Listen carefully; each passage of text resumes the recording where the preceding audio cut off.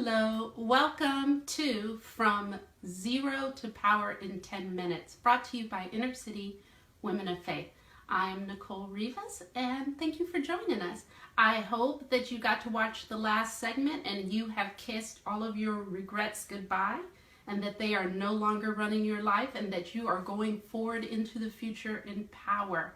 Today we are going to be talking about how to respond in a crisis. And we're going to be using David as our example. You can get it ready. I'm not going to read it yet, but where we're going to be is 1 Samuel chapter 30, verse 6 through 8. I want to give you a little background before we start reading the story. Those of you who already know about David, this will just be a reminder. And those of you who've never heard of David, oh well, you might learn something new today, along with me. So David was the second king of Israel. The first king was Saul. And David used to be a shepherd. He was out there minding his own business, taking care of his sheep, fighting lions to protect his sheep. And the prophet Samuel comes along and anoints him king. Well, isn't that fantastic? You're just minding your own business. One day you're a shepherd, next day you're a king. How great is that, right? Just one little problem. Saul was still king. And as you can imagine, Saul didn't like the idea of David being anointed king while he was still king. So for the next more than a decade, Saul is trying to kill David. He is trying to kill the word of God. God said David would be king, and Saul is not having it. He's going to take David out. And he chases him, and he chases him, and he chases him. And David is going from place to place to place, just trying to stay alive. And the whole time, David is holding on to the word of God. And he's not only holding on to the word of God, he's trying each day to be a better person. Each day to make the best of a difficult situation. When people say he should do this, he should kill Saul, he says, no. I will not touch God's anointed. I will wait for God to do what God said he was going to do. And while he's doing this, a bunch of men gather around him and start following David. And where we pick up in 1 Samuel 30, David and his men, his fighting men, have been serving the king of one of Israel's enemies, one of David's enemies. Not David's first choice, but something David had to do because of the situation. And that king has sent David away. And so David and his men are coming back home. And they're coming back home to a home that they've built that's not really their home, but what they could put together in this situation of running from Saul. And they come back to be with their wives, to be with their children, to enjoy what little they have built in the wilderness. And a party of Amalekites have raided their homes. They've taken their wives, they've taken their children, they've burnt down everything they built and left them with nothing. Hold there. Anybody relate to that? Anyone have been going through something for a while, dealing with a difficult situation, and you're trying your best to make the best of a difficult situation? You're holding on to the word of God, and each day you gather your little bit of strength, you gather your little bit of pieces, you put it together and you put on a brave face and you try to get through the day.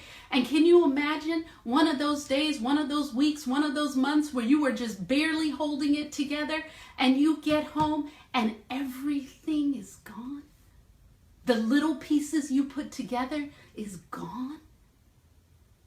Can you imagine that feeling? Well, his men, they reacted right away. They were furious, they were mad, they were angry, and they needed someone to blame. Have you ever seen that? Have you ever done that? Things going wrong, you want to find someone to blame? Anyone? Well, they decide to blame David. They want to stone David. And David, he's just there. He's like them. He's lost everything, and they want to take him out because they are angry. And that's where we pick up on verse 6.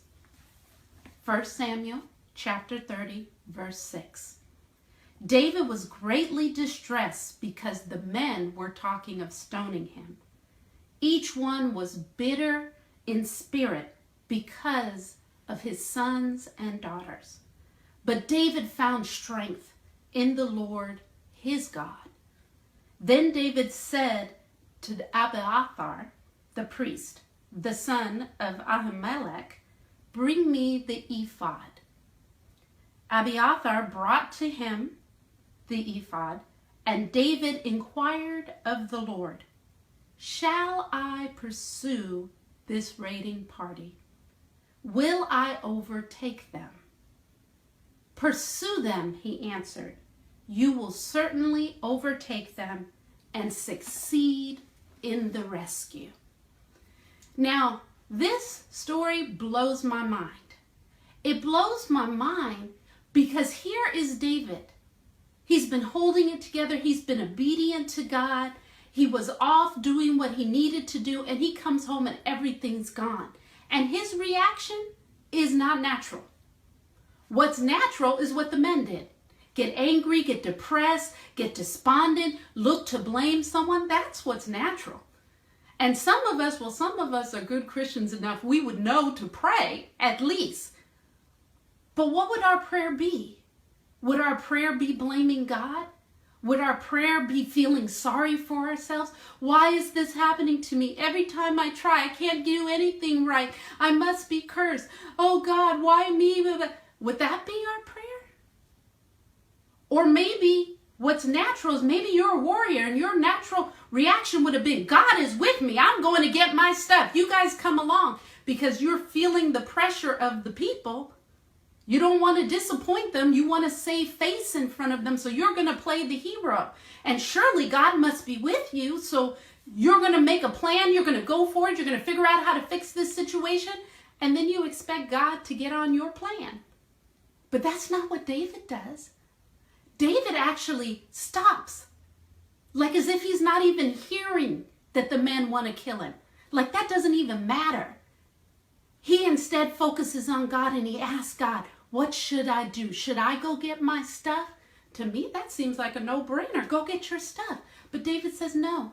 No person, no thing is more important than staying on God's program. No matter how much it hurts, I'm going to ask God what to do. And God says, yes, go get your stuff. You will succeed. And David goes after his stuff. And not only does he get all of his stuff back, all of his men's stuff back, all of their children, all of their wives, he gets everything back. But guess what?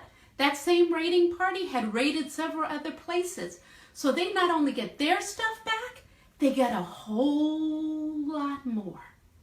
They get more than they ever would have imagined. And they get everything intact, everything whole. And then guess what? The next chapter after this chapter, Saul, the king that's been chasing him for years, dies in battle. And so David is finally released into his destiny, and he's released with riches with him. How different would the story have been if David had responded differently in crisis? So here's the lesson. In crisis, we do not try to please people. We don't listen to other voices. We don't fall into depression. We don't blame people. We don't fall apart. We don't go on our own plan. No. God, what do I do? Because with you, whatever I do, you will see me through and I will have success. God, what should I do? That's how we respond in crisis.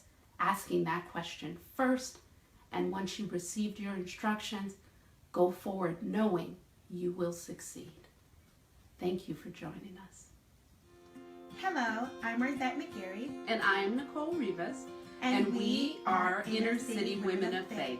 And we want to invite all of you ladies to join us for 0 to Power in an Hour, which is our convenient weekly Bible study. You can dial in weekly to 0 to Power in an Hour.